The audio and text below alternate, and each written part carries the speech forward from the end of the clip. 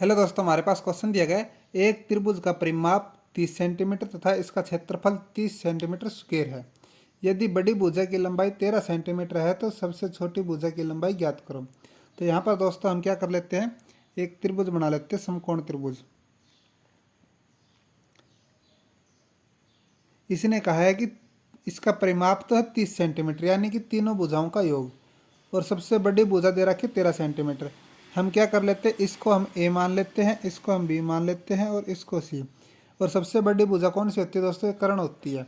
तो इसका मान दे रखा है इसने 13 सेंटीमीटर और परिमाप दे रखे है इसने 30 सेंटीमीटर। तो हम यहाँ पर इसको लिख सकते हैं ए प्लस में बी प्लस में सी इक्वल टू 30 सेंटीमीटर। और यहाँ पर सी का मान इसने दे रखे 13। तो हमारे पास ए प्लस में बी और ये सी उस साइड में जाकर माइनस हो जाएगा। 30 माइनस सी की जगह पर हम 13 रखेंगे, 13। तो ए प्लस में बी हमारे पास क्या आ जाएगा दोस्तों, ये आ जाएगा 17। तो अब इसने एक लाइन और दी गई है, इसका क्षेत्रफल 30 सेंटीमीटर स्क्वायर है। तो इसका क्षेत्रफल क्या होता है दोस्तों, समकोण त्रिभुज का क्षेत्रफल होता है 1/2 आधार गुणा में ऊंचाई। तो हमारे पास क्या है, 1/2 आधार हमारा क्या है बी और ऊंचाई हमारी क्या है ए। तो क्षेत्रफल हमारे पास कितना दिया गया है, 30 सेंटीमीटर स्क्वायर।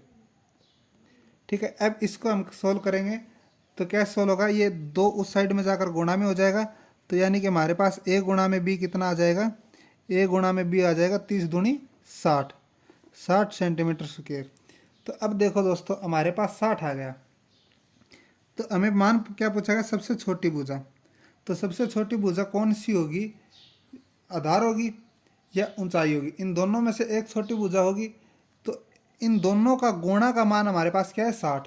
तो इसकी शॉर्ट ट्रिक के माध्यम से हम कैसे करेंगे, अब इसको 60 के फैक्टर ले लेंगे, यानी कि किन दो संख्याओं का गुणज 60 आ रहा है। तो हम सबसे पहले लेंगे 10 और 30 का 3, 10 6 60, ये हो गया 10 और 6। फिर लेंगे 20 और 3 का, और क्या होता है 15 और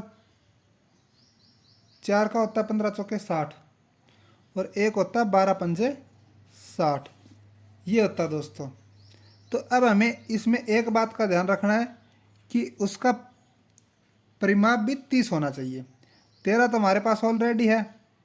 अगर 6 और 10 लेंगे यहाँ पर, 10 और 6 16 और 13